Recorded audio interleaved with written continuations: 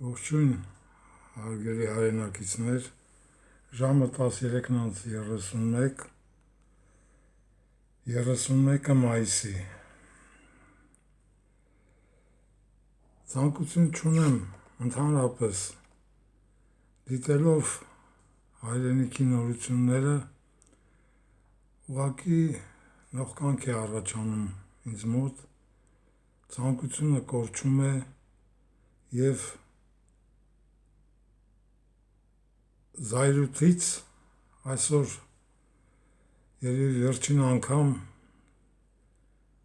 ցանկություն է առաջացել զգուշացնել, թե ինչպիսի սխալ ճանապարհով է շարժվում այսպես կոչված ընդդիմությունը, չկարողանալով ըմբռնել ժամանակի ընթացքում կատարվող ամբողջ աշխարհում փոփոխությունների այս մեծ հորձանքին, նորից գնում են սխալ ճանապարհով։ Որերորդ անգամ ցանկություն ունեմ նորից ցուցադրել, թե ինչ էր ասվում 1920 թվականին признается частью Советской Армении. Не всем известно, но 30 ноября 1920 года советский Азербайджан признал Сюник, Арцах и Нахидживан за Советской Арменией. Как это было? 29 ноября 1920 года Революционный комитет Армении, Ревком, в то время главный орган большевистской власти, ПРИМ, РЭД, принял декларацию о провозглашении Армении Социалистической Советской Республикой. После этой новости председатель Ревкома Азербайджана Н. Нариманов сделал соответствующее заявление. Рабоче-крестьянское правительство Азербайджана, получив сообщение о провозглашении в Армении от имени восставшего крестьянства Советской Социалистической Республики, приветствует победу братского народа. С сегодняшнего дня прежние границы между Арменией и Азербайджаном объявляются аннулированными. Нагорный Карабах, Зангезур и Нахичевань признаются составной частью Армянской Социалистической Республики. Нахидживан признается частью... Որերորդ անգամ կրկնում եմ այս տեսաժապավենը ցանկություն հայտնելով, որպեսզի այսպես կոչված, նորից եմ ասում, տհաս ընդդիմադիրները իլուր ընդունեն այս Ադրբեջանի ընդունած որոշումը, որ Նախիջևանը, Արցախը և Սյունիքը դրանք Հայաստանի անբաժանելի մասերն են։ Ոչ ոք չլսեց և ոչ ոք չարտահայտեց այս միտքը։ Ոչ ոք իբր հակադրվելով ստահակ Կինտո Ալիևի հայտարարությանը, թե 300,000 հայ է բերելու, ադրբեջանցի է բերելու Հայաստան վերաբնակեցնելու, ոչ ոք չհակադրվեց այն փաստով, որ միայն 80-ական թվականների վերջի Բաքվի հեռախոսագրքում 450,000 հայ էր բնակվում, 450,000 միայն Բաքվում, չհաշված Սումգայիթում, Գանձակում և ամբողջ Աչափնյա, Ձախապնյա քուռի շրջանում ինչքան հայկական գյուղեր կային։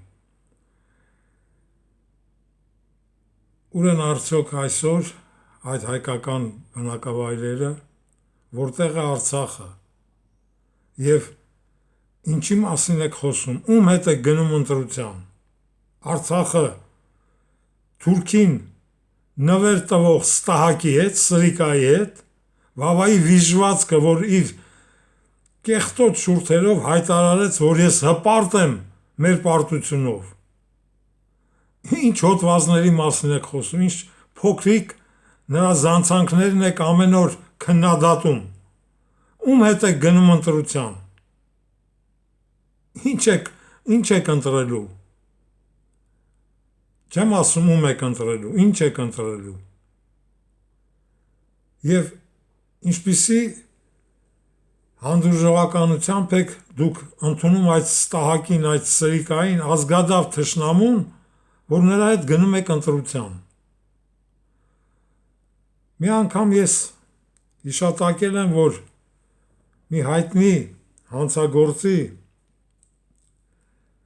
որին պետք է 1 օր հետո ազատեին, նա փախուստ է կազմակերպում։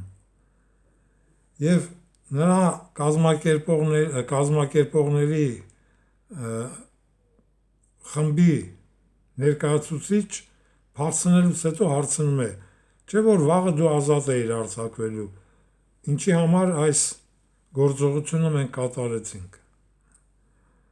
Ասում է, եթե ես սպասեի, որ ինձ ազատ արձակեն, դա նշանակում է, որ ես պետք է ընդունեի իմ կատարված հանցանքների սխալը եւ որպեսզի ցույց տամ, որ ես դեռ ընդունակ եմ դիմակայելու, պետք է փախուստի դիմեի։ Սա մի հանցագործի գաղափարախոսությունն է։ Վերադառնանք հայրենասերների գաղափարախոսության։ Հայրենասերը թշնամու հետ գնում է ընտրության, ինչպես կարելի է թշնամու հետ, դավաճանի հետ գնալ ընտրության։ Թշնամուն պատժում են, թշնամուն սատկացնում, վերացնում են։ Իսկ Հայաստանում քարոզարշավ է գնում, ոչ ոք չի խոսում, որ ոչ միայն Արցախը, Նախիջևանը եւ Սյունիքը հայկական անբաժանելի տարածություններ են, որը ընդունել է Ադրբեջանի կառավարությունը եւ հայտարարել է ելուր ամբողջ աշխարհին, որ միայն Բաքվում 450,000 հայ բնակչություն կար։ Իսկ ստահակ թշնամին ինչպես է արձագանքել, մենք չենք խոսի Ղարաբաղի 120,000 հայության վերադարձի մասին, նրանք էլ կմոռանան, Ալիև ստահակը կմոռանա, որ նա ինչպիսի հայտարարություն է արել, նա չի մոռանում, նա շատ կրքոտ եւ ոսող թշնամու նման ամեն օր դա է կրկնում։ Այսինքն քաղցկեղի արմատներ պետք է նորից բերի եւ կենտրոնացնի Հայաստանում։ Մենք մոռանում ենք, որ մենք 10 անգամ ավելի մեծ հայրենիք ենք ունեցել։ 10 անգամ ավելի մեծ Հայաստան ենք ունեցել։ Եվ 1000 անգամ կրկնել եմ, որ կարող եք դիտել իմ 2-3 տարի առաջվա զրույցները, որտեղ ես բացատրել եմ, որ այսպես կոչված վեհափառները, դրանք ուղղակի հարկավակներ էին, որոնք ծառայում էին օտարազգի թշնամի կողոպտիչների ձեռքին որպես հարկավակ։ Օրինակ Գևորգ IV, այսպես կոչված վեհափառը,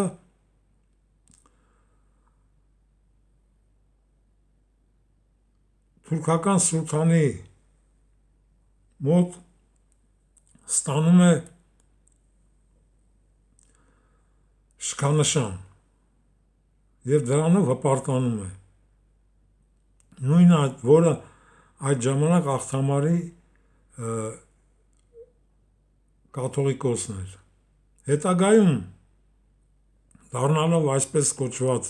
ամենայն հայոց կաթողիկոս, սակայն դա էլ սխալ արտահայտություն է։ Ամենայն հայոց չէ, որովհետև Կիլիկիայի կաթողիկոս, եղել են նաև բազում այլ կաթողիկոսներ, մինչև անգամ 5 կաթողիկոսներ են եղել Հայաստանի տարածքում։ Եթե դա միակը չի, դա ամենայն չի։ Եվ հենց այդ բառի մեջ թաղված է մեր բաժանարար գաղափարախոսությունը, որ սփյուռքը հայը դա հայ չէ։ Սփյուռքը հայը զրկված է ընտրության իրավունքից։ Հասկանում եք, որ դա ինչպիսի դժբախտություն է մեր ազգի գլխին։ Կաթողիկոսներ են եղել, որոնց այսպես կոչված կառավարման ժամանակաշրջանում, երբ որ պետականություն չենք ունեցել, բազմաթիվ հայեր մահմեդականություն են ընդունել, որպեսզի ազատվեն եկեղեցու կործանարար հարկերից։ Ոչ ոք չի խոսում այն մասին, թե ինչպես եմ ես նկարագրել, որ 1813 եւ 28 թվականի ռուս-պարսկական պատերազմների ռուսների հաղթանակից հետո 14500 հայկական ընտանիքներ Ստահակ Շահաբասի հայերին Պարսկաստանի խորքերը տանելուց հետո ազատ վերադարձի ճանապարհ էին պահանջել պարսիկներից եւ 14500 ընտանիք վերադարձել էր իր պատմական Հայաստանի տարածքը։ Եվ այդ 14500 ընտանիքին ազատել էր ցարը 5 տարով հարկերից։ Հասկանում եք։ Հարկերից ազատել էր եւ դրան գումարած ամեն ընտանիքին 25 ռուբլի փող էր տվել, որը 8 հատկով կամ տուն կարող էին գնել։ Այսօրվա այս վերջին կտորը հայկական, որ Ստահակը դարձրել է ծաղրանքի առարկա եւ կրծքին կպցրած ընտրությունների քարոզարշավ է անում։ Ում հետ։ Սամվել Կարապետյանի։ Մոռացել եք, որ Սամվել Կարապետյան, Տաշիրցի Սամվել Կարապետյան կար, որը ամբողջ մեծ հայքի Կիլիկիայի հայկական մշակութային բոլոր կառույցների գրանցողն է եղել, որը մեծագույն հայ է, նրա անունը բոլորովին չի տրվում։ Ինչի մասին խոսեմ։ Կաթողիկոսներից այնպիսիք են եղել, ինչպիսին Վազգեն առաջինն էր, Ներսես Աշտարակեցին, Չորեքչյանը, Արգուտինսկին, որը կաթողիկոս չդարձավ, Ստահակ այդժամյա կաթողիկոսը նրան վերացրեց։ Մարդ, որը Վրաստանը միացրել էր ռուսական կայսրությանը։ Կաթողիկոսներ եղել են հայաշեն, պետականաշեն, սակայն շատ քչերը։ Ինչի մասին խոսեմ։ Խոսեմ այն մասին, թե ինչ է կատարվում Հայաստանում, ուղղակի նողկանք, զզվանք է առաջանում, երբ որ ես ինձ ընդհանրապես արգելել եմ հայկական սերիալներ դիտել։ Եվ նույնիսկ դրանց մասին ես կարծիք եմ կազմել ինչ որտեղ երբ հաղորդումը դիտելուց։ Անհոգ տհաս մի բազմություն է հավաքվում, այսպես կոչված էլիտա, թեկուզ էլիտա մականիշ տալիս են անասուններին, կա վերնախավ։ Եվ արդեն պատկերացնում եմ, թե ինչպիսի նողկալի արտադրություն պետք է լինի այդ սերիալները։ Լսում եմ ինչ-որ մարդկանց ելույթներ, որտեղ թուրքա-արաբական երաժշտություն է ֆոնի վրա, եւ այդ թուրքա-արաբական մուղամի տակ պետականաշեն հայրենասեր ելույթներ են ունենում։ Ինչի մասին խոսեմ։ Ես երկու տաշիրցի Սամվել Կարապետյան գիտեմ։ Մեկին անձամբ եմ ճանաչել, դեռ Կալուգայից, դրա մասին ասել եմ։ Նույնիսկ նրա կատարած հայրենասեր քայլերից ամենակարևորը դեռ վաղ ժամանակ, երբ որ նա միլիարդատեր չէր, սակայն նա երկրաշարժի ժամանակ մեծ օգնություն է ուղարկել Հայաստանին։ Հենց Կալուգայի մարզի բազում գործարանների և ադմինիստրացիայի կողմից տրված օգնությունը կազմակերպել և իր ներդրումներով նույնպես Հայաստան էր ուղարկել։ Սակայն նորից պետք է կրկնեմ, որ սխալ քաղաքականություն են տանում։ Նորից ասեմ, նույնիսկ վերջին վայրկյանին, հունիսի 6-ին, եթե այս տահակին ձերբակալեն և տրիբունալի ձեռքը տան, նաև նրա հետ միասին բերելով մեր պետության ողնաշարը կոտրող ամենագլխավոր հայակործան ստահակը դա Լևոն Տեր-Պետրոսյանն է, որը վերացրեց մեր հսկայական հզոր արդյունաբերությունը։ Պետություն, որը լազերներ էր արտադրում, որը ամենազարգացած հաշվիչ մեքենաներն էր արտադրում և հաստոցները, էլեկտրական շարժիչները, անվադողեր, կաբել, ինչ չէր արտադրում Հայաստանը։ Նույնիսկ սուզանավերի սարքավորումներ, նավաշինականը Նորքի։ Պատկերացնում եք ինչպիսի հզորություն ունեցող հայրենիքը դարձրեց ողորմելի ինչ-որ ներդրումների սպասող ողորմություն խնդրող մի այսպես կոչված պետություն։ Այն դեպքում, որ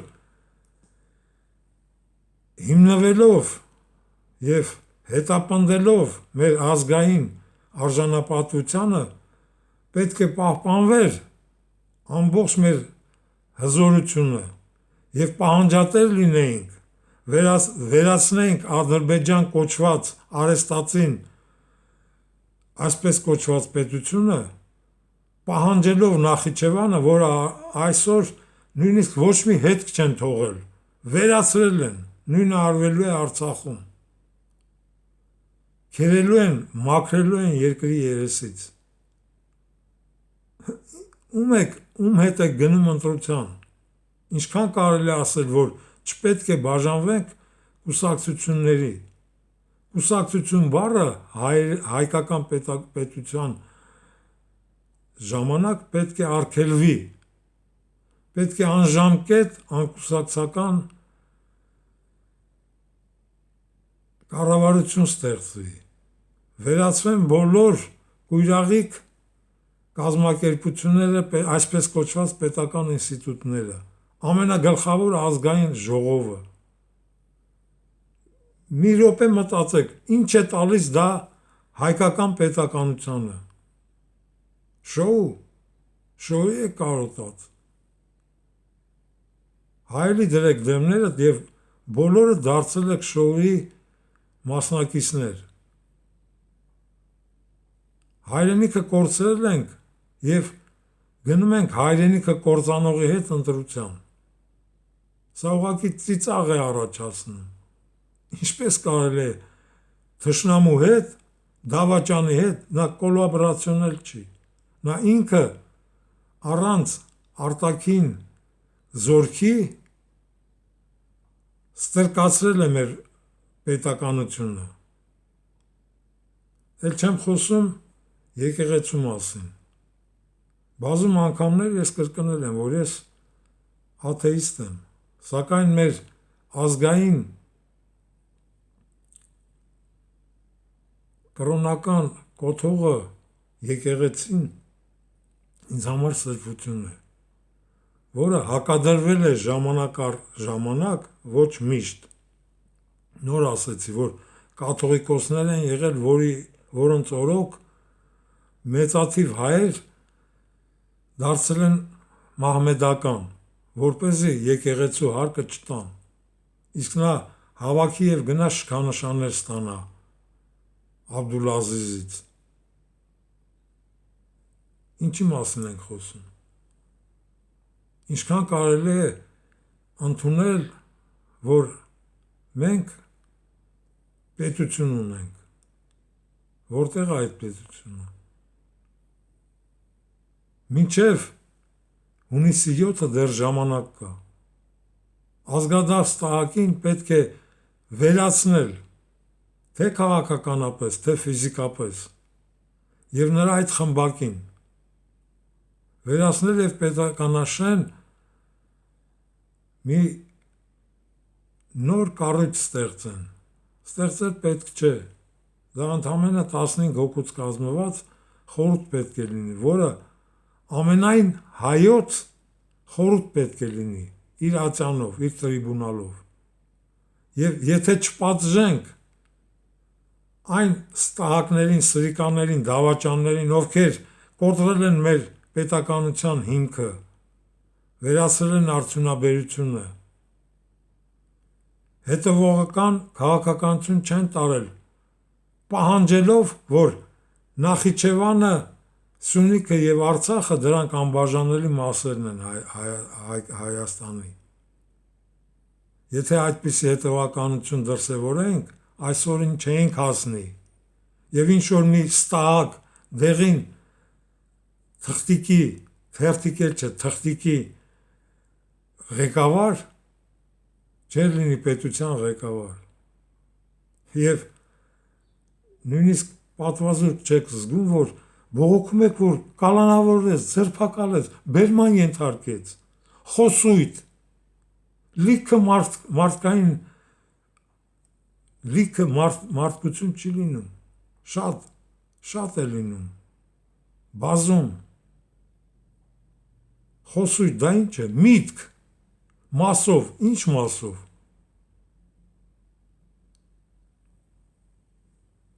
Լեզուն աղավաղել եք, տառերի գրելի ձևը ն տառը, երբ որ տպագիր YouTube-ում կամ այլ նորությունների շրջանակում կարդում եմ հայատիպ տառերը, ն տառից ուղղակի զզվանք է առաջանում։ Դարձել են արաբական խզբզոց։ Ամեն ինչը դարձրել եք աղբակույտ։ Ինչ ասեմ, այս բիոլոգիական աղբը նույնպես պետք է վերացվի։ Նորից կրկնեմ, փոքրաթիվ, բայց ազնիվ հայրենասերների ձեռքով կարելի է փրկել Հայաստանը։ Ունեցել ենք ոչ թե 1,5 միլիոն, մոտ 6 միլիոն հայ են վերացրել եղերների ժամանակ։ 1870-ական թվականներից մինչև օրս մոտ 6 միլիոն հայ է վերացվել։ Եվ մեծաթիվ քանակություն մեր ոչ պետականության օրոք հարկահավաք կաթողիկոսների ժամանակաշրջանում են հավատափող դարձել նույնիսկ։ Չի կարելի այսպես անգրագետ տհաս կերպով նայել, թե ինչ է այսօր այդ ողորմելի արարած, այդ ողորմելի թշնամին, ինչ թեթևակի հանցանք է գործելու այսօր։ Եվ հպարտանում եմ, որ ընդդիմադիր ինչ-որ վերլուծաբաններ քննադատում են այդ հանցանքը, զանցանքը, մոռանալով, որ նա հպարտացել է պարտությունով։ Միակ հայն է, չեմ ասում Հայաստանի ղեկավար, որ ընդունել է Արցախը Ադրբեջանի կազմում։ Եվ տրագեդիա է, որ այդ խոսքերը ասելուց հետո նա եկել էր Սուրբ Սարդարաբադի համալիրում շքերթ էր կազմակերպել։ Այդ օրը չսատկացրին, այսօրվա շքերթի մասին են խոսում։ Ինչ զենքեր է բերել, այդ ինչ ցուցամոլություններ։ Քննադատում եք դա, քննարկում եք դա, քննադատեք այն իրողությունը, որ մենք չենք հետապնդել ազգային արժանապատվությունը, պահանջատեր չենք եղել, և դա գալիս է այսպես կոչված նորից Մատենադարանի ինչ-որ անկյունում մի անգրագետ Ստահակի կատարած քայլերը այսօր էլ դրա հետևանքներն ենք մենք զգում։ Ատոմակայաններից են խոսում, ինչքան բացատրեմ, ատոմակայան դեռ 60-ական թվականներին այս 3 ՍՍՄ-ում արտադրվել է շարժական, բայց դա մեզ համար փրկություն չէ։ Մեզ այս ատոմակայանը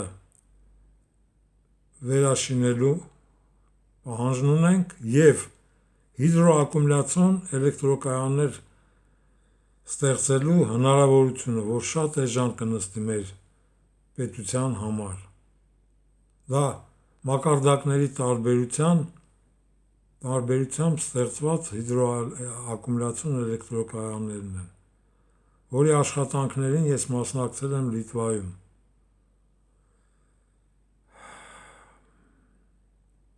138 մետր արհեստական բլուր էին պատրաստել, արհեստական բլուրի վրա արհեստական լիճ, իսկ Հայաստանում ամեն քայլափոխին այդպիսի բնական աստվածատուր լանդշաֆտ ունենք, որը կարող ենք օգտագործել և 10-ից 20 այդպիսի ակումուլյացիոն էլեկտրակայան ստեղծենք։ Նույն Լիտվայի օրինակը բերենք, Իգնալինայում կար նաև Լիտվայում ատոմակայան, որի առկայության դեպքում Լիտվան էլեկտրականություն արտահանող երկիր էր։ Եվրոխորհուրդ մտան, Եվրոխորհուրդը ստիպեց, փակեցին։ Հիմա Լիտվայում հոսանքի և ջեռուցման համար այնպիսի աստղաբաշխական թվեր են պահանջում, որ լիտվացիները պելետների համար իրար խեղդում են։ Լիտվական կազմակերպություն կա, որը այստեղ իմ ծանոթության միջոցով պելետներ է բերում։ Ծառի մնացորդից խտացրած կապսուլաներ են։ Ինչի մասին խոսեմ։ Բացատրեմ, թե ինչքան այսօր Եվրոպայում մերձբալթյան երկրներից փախած աշխատավորներ կան, որոնք իրենց երկրներում չեն կարող ապրել, որովհետև մտել են Եվրոխորհուրդ, վերացրել են իրենց արդյունաբերությունը և հիմա աղքատ ու զվորի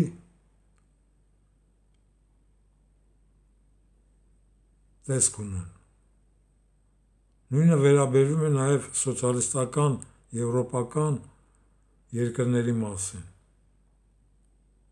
Ինչպիսի հզոր արդյունաբերություն ուներ Գերմանիայի Դեմոկրատական Հանրապետությունը, Լեհաստանը, Բուլղարիան, Ռումինիան։ Համեմատում են այս Ստահակին Չաուշեսկուի հետ։ Չաուշեսկուն այն մարդն էր, որը Համաշխարհային բանկի պարտքը առանց Սովետական Միության օգնության փակել էր և ծաղկման դարաշրջան էր տարել։ լինելով նախկինում գրպանահատ։ Սակայն այդ գրպանահատը այնքան խելացի էր գտնվել, որ կարողացել էր առանց ՍՍՄ-ի օգնության արտաքին պարտք վերցնել, արդյունաբերությունը զարգացնել եւ այդ պարտքը փակել։ Յոսիֆ Բրոզ Տիտոյի մասին խոսեմ, որ իր մահից հետո լինելով խորվարդ, թեկուզ արյան մեջ նաև հրեական արյուն կար։ Իր մահից հետո ցանկություն էր հայտնել եւ թողել էր այսպիսի մի միտք, որ 6 ամիսը մեկ փոխվի համատեղ իշխանությունը, որը պետք է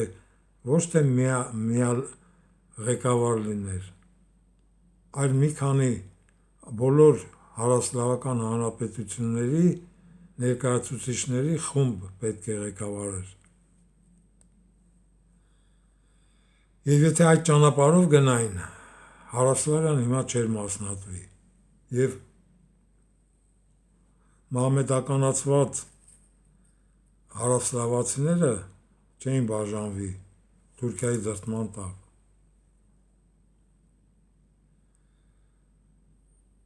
Նորից եմ կրկնում, ընտրությունների մի գնացեք,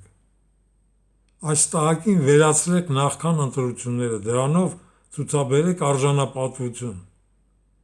եւ դատեք բոլոր դավաճաններին։ Լևոն Տեր-Պետրոսյանին, Հրանտ Բագրատյան, այդ տհաս տիկինը, որի ժամանակ 5 տարի Հայաստանը զրկվել էր հոսանքից, իրենց տհաս քաղաքականության պատճառով, կանգնեցրել էին ատոմակայանը, դուք հասկանում եք ինչպիսի հիմարություն։ Պատերազմական իրավիճակ է, կարող է հարվածել, իսկ կանգնեցնելը դա չէր նշանակում, որ Սերժինները հանել էին միջուկները։ Եթե աշխատեր ավելի քիչ ճառագայթում կմնար։ Իսկ այդ ընթացքում մոտ 26,000 հայ ժամկետից շուտ մահացել էին ցրտից եւ սովից։ Այդ դրա մասին պետք է բարձրաձայնել։ Բացատրել, որ միակ Հայաստանի փրկությունը դա անժամկետ անկուսակցական ռազմական խորհուրդ ստեղծելն է, թքած ունենալով միջազգային բոլոր կառույցների վրա։ Եվրոխորհուրդը դարել է Ադրբեջանի ռեկլամի բյուրո։ Միավորված ազգերի կազմակերպության վրա նույնիսկ տհաս Տրամպը չի թքում։ Ինչի մասին եք խոսում։ Ում եք սպասում։ Միջանցք եք տալիս, որ Ադրբեջանը, ադրբեջանական կառավարությունը ընդունել է, որ Նախիջևանը մեր անբաժանելի մասն է։ Ինչի մասին եք խոսում, ինչ եք քննարկում։ Խելացի մտքեր եք արտահայտում։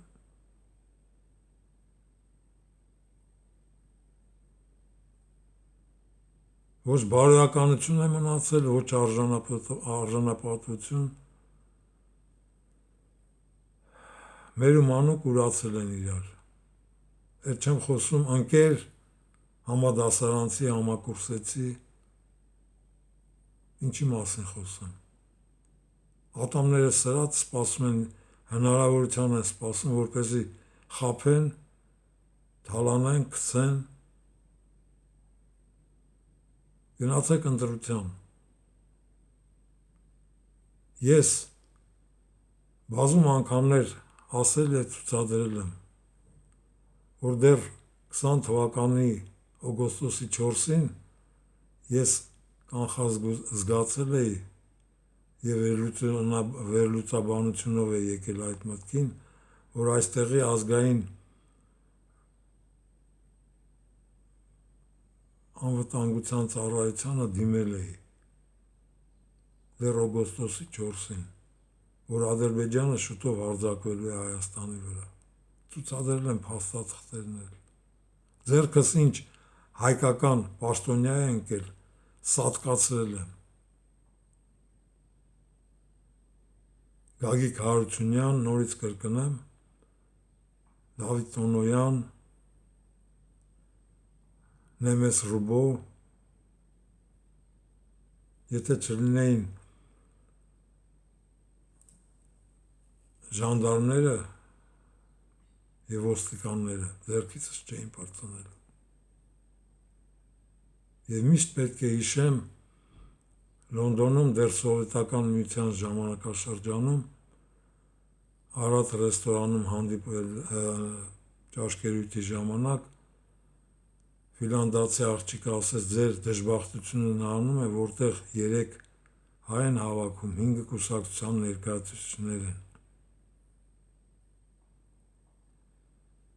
Գնացեք ընտրեք, վերլուծեք, ինչ ասեմ, համակրում են Դոդի Գագոյին։ Վավայի վիժվածքից պտնենք, Դոդի Գագոյին անցնենք։ Ինչ ասեմ։ Ցավալի է, բայց փաստ է։